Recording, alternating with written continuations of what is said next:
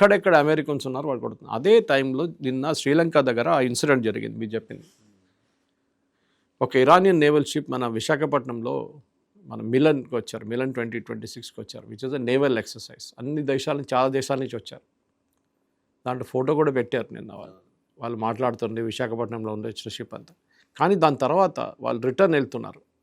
మన ఎకనామిక్ జోన్లో లేరు. కొంతమంది కాంగ్రెస్ వాళ్ళు ట్వీట్ చేశారు ఇవాళ, ఇండియన్ ఓషన్లో ఉన్నప్పుడు మన రెస్పాన్సిబిలిటీ అంటే కాదు. ఇండియన్ ఓషన్లో ఎకనామిక్ జోన్, మన ఎకనామిక్ జోన్ ఉంటే మన రెస్పాన్సిబిలిటీ ఉంది. మన ఇంటర్నేషనల్ వాటర్స్లో ఉన్నారు కదా సార్, ఇంటర్నేషనల్ వాటర్స్లో ఉన్నారు. We cannot do anything. అక్కడ ఎవడు ఏం కావాలంటే చేసుకోవచ్చు. ఓకే, అఫ్కోర్స్ అమెరికా చేసిన తప్పని చెప్పొచ్చు మీరు, కానీ they are at war, technically at war. ఎందుకంటే మీరు స్ట్రెయిట్ ఆఫ్ హార్మూజ్లో షిప్పులు తగలబెడుతున్నారు మీరు, మళ్ళీ ఇక్కడ మిమ్మల్ని ఎందుకు ఇవ్వాలని చూస్తున్నారు వీళ్ళు. సింపుల్ అది దాట్.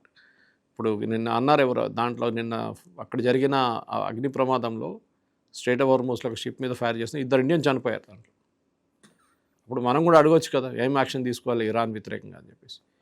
ఇప్పుడు అమెరికా ఏమంటున్నా అంటే, స్ట్రెయిట్ ఆఫ్ హార్మూజ్ మేము ఓపెన్ పెడతాం, మేము వాళ్ళ నేవీని డిప్లాయ్ చేస్తాం, దట్ ఈస్ అమెరికన్ నేవీని వాడుకుంటాం, చిన్న చిన్న షిప్స్ బహుశా వాడుకుంటారు.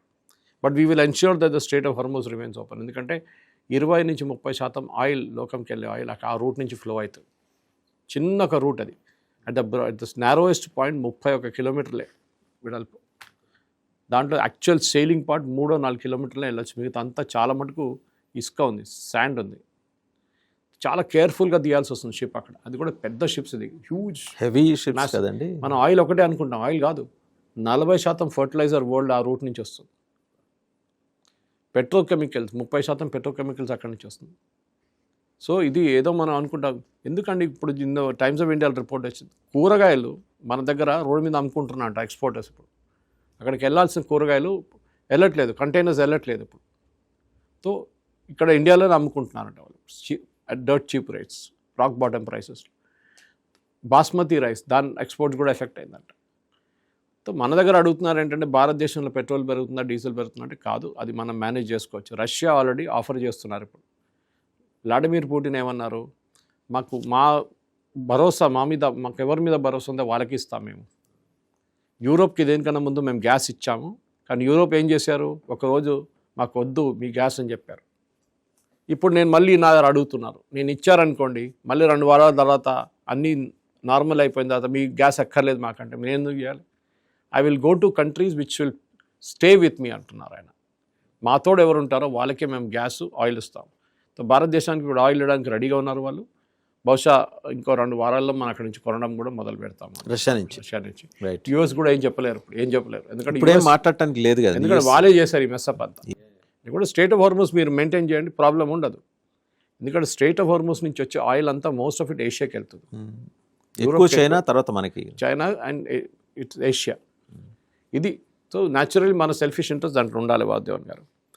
కానీ ఇప్పుడు ఏం జరుగుతుందంటే, ఈ అటాక్స్తోని ఇరాన్లో ఒక మార్పు తీసుకురావడానికి అమెరికా ట్రై చేస్తున్నారు. దట్ ఈస్ అల్టిమేట్ ఏం వాళ్ళది ఏంటి, రెజ్యూమ్ చేంజ్. అంటే అక్కడ ఉన్న గవర్నమెంట్, సోకాల్డ్ గవర్నమెంట్ తీసేసి కొత్త గవర్నమెంట్ పెట్టాలి. మీరు టాప్ లీడర్షిప్ మొత్తం కొట్టేశారు, ఇప్పుడు కొత్త లీడర్షిప్ వస్తుంది. IRGS చాలా డేంజరస్ ఆర్గనైజేషన్. ఎస్, వాళ్ళతో ఇంకా మిలిషియా కూడా ఉన్నారు, రష్యా అని చెప్పేసి. They are more dangerous. వాళ్ళు బైక్ల మీద తిరుగుతారు, పెద్ద పెద్ద గన్స్ తీసుకొని. ఎవరైనా రోడ్డు మీద హిజాబ్ వేసుకొని తిరుగుతున్న అమ్మాయి ఉంటే చంపేస్తారు అక్కడే డైరెక్ట్. అట్లాంటి దారుణమైన పరిస్థితి అక్కడ. సో అట్లాంటి ఆర్గనైజేషన్ ట్యాకిల్ చేయడానికి ఇప్పుడు అమెరికన్ సిఐఏ ఏజెన్సీ, వాళ్ళ ఇంటెలిజెన్స్ ఏజెన్సీ కర్డిష్ లిబరేషన్ ఆర్మీని పెట్టారు ఇప్పుడు ఆ పని మీద.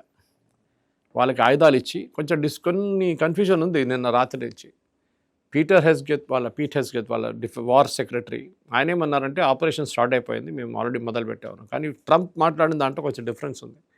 కానీ ఏదైనా కానీ ఐ థింక్ డెఫినెట్లీ కర్డ్స్ని వాడుకుంటున్నారు యూఎస్. కర్డ్స్కి డబ్బులు ఇచ్చి, ఆయుధాలు ఇచ్చి. ఎందుకంటే ఈ కర్డిష్ ప్రాబ్లం ఎక్కడ ఉందంటే, ఒకటి ఇరాక్ బార్డర్లో ఉంది, ఇంకొక పాకెట్స్లో ఇరాక్ సిరియన్ బార్డర్, అదే నేనది. సో వీళ్ళ ప్రాబ్లం చాలా సంవత్సరాల నుంచి ఉన్నాయి వాళ్ళకి ఇండిపెండెంట్ అన్న హోమ్ ల్యాండ్ కావాలన్నారు. వీళ్ళు ఎవరు ఇయ్యరు, వీళ్ళు వాళ్ళ మీద అత్యాచారాలు చేస్తారు. ఇరాన్ చేస్తారు అటువైపు నుంచి, ఇటు నుంచి ఇరాక్ చేస్తారు, అటు నుంచి సిరియా చేస్తుంటే ఇటువైపు నుంచి 4 వైపులా పాపం వాళ్ళు చాలా మంది చనిపోయారు వాళ్ళ దాంట్లో. సో ఇప్పుడు వాళ్ళని ఎంగేజ్ చేశారు, ఎంగేజ్ చేసి. ఎందుకంటే ఎన్ని బాంబులు మీరు ఎయిర్లింక్ చేసినా ఎన్ని షిప్లు మీరు టార్పీడో చేసినా Vasudevan garu end of the day ground లెవెల్లోనే నడుస్తుంది. అది మనం గుర్తుపెట్టుకోవాలి. గ్రౌండ్ లెవెల్లో అక్కడ ఉన్న ఆర్మీని పంపిస్తేనే రెజీమ్ చేంజ్ జరుగుతుంది. ప్రజలు ఇంటి నుంచి బయటకు వస్తున్నారు. చూడండి, ఇప్పుడు లాస్ట్ 4-5 రోజుల నుంచి మీరు ఎక్కడైనా ప్రొటెస్ట్ చూసారా? ఎక్కడ లేదు. ఎక్కడ ప్రొటెస్ట్ జరుగుతుంది? ఎందుకు? కారణం ఇది, దట్ ప్రజలు భయపడుతున్నారు బయటికి రావడానికి. రెజీమ్కి వెళ్తారా పోతారు. మొన్న వచ్చాం మేము బయటికి, మా దాంట్లో 1500 మందిని చంపేశారు. అప్పుడు యుఎస్ ఏం చేశారు? అందరూ అదే అడుగుతున్నారు. ఇప్పుడు మళ్ళీ మేము బయటకు వస్తాం, మళ్ళీ ప్రొటెస్ట్ చేస్తాం, మా దాంట్లో మళ్ళీ ఒక 1000 మందిని చంపుతారు. హూ ఇస్ రెస్పాన్సిబుల్ అని అడుగుతున్నారు. This is the most important thing. So ఈ జరిగిన దాని ప్రకారం ఇప్పుడున్న ఒక సిచ్యువేషన్లో మనం కూడా ఏం చేయలేం. కొంతమంది అన్నారు మోదీ గారు మోదీ గారు ఎందుకు మాట్లాడారండి? ఎవరు వింటారు? వాళ్ళు కొట్టుకుంటున్నారు. కానీ ఇప్పుడు ఒక మెయిన్ రీజన్ ఏమంటున్నారంటే, ఒకటి, ఎవరు ఈ యుద్ధం మొదలుపెట్టారు, ఎవరు ఇది ఫినిష్ చేస్తారు. అక్విజిషన్ అమెరికాలో ఏంటంటే, అమెరికన్ ప్రెసిడెంట్కి అంత ఇంట్రెస్ట్ లేకుండే, కానీ ఒకటి, ఆయనకి అక్కడ ఈసారి సుప్రీంకోర్టు కేసు ఓడిపోయిన తర్వాత ఆయన ఇమేజ్ డౌన్ అయిపోయింది. కొంచెం ఇమేజ్ అప్ చేద్దామని చేశారు. కానీ మీకు గుర్తుంటుంది, ఆఫ్ఘనిస్తాన్లో యుఎస్ ఎంట్రీకి అప్పుడు సపోర్ట్ 80% ఉండే అమెరికన్ పబ్లిక్ దగ్గర నుంచి. సద్దాం హుసేన్ వెంటబడినప్పుడు కూడా 80 నుంచి 80% ఉండే. ఇప్పుడు 30% మంది కూడా అమెరికన్ సపోర్ట్ చేయట్లేదు ప్రెసిడెంట్ ఆయనకి. అక్కడ వస్తుంది ఆయనకి ప్రాబ్లం. ఆయన ఏమనుకున్నారంటే, యుద్ధం మొదలు కాగానే నాకు సపోర్ట్ పెరుగుతుంది, నేను ఖమేనీని చంపేశాను, అయిపోయింది. సో రెండుకి చెడ్డ డ్రైవర్ అయ్యాడు ఇప్పుడు.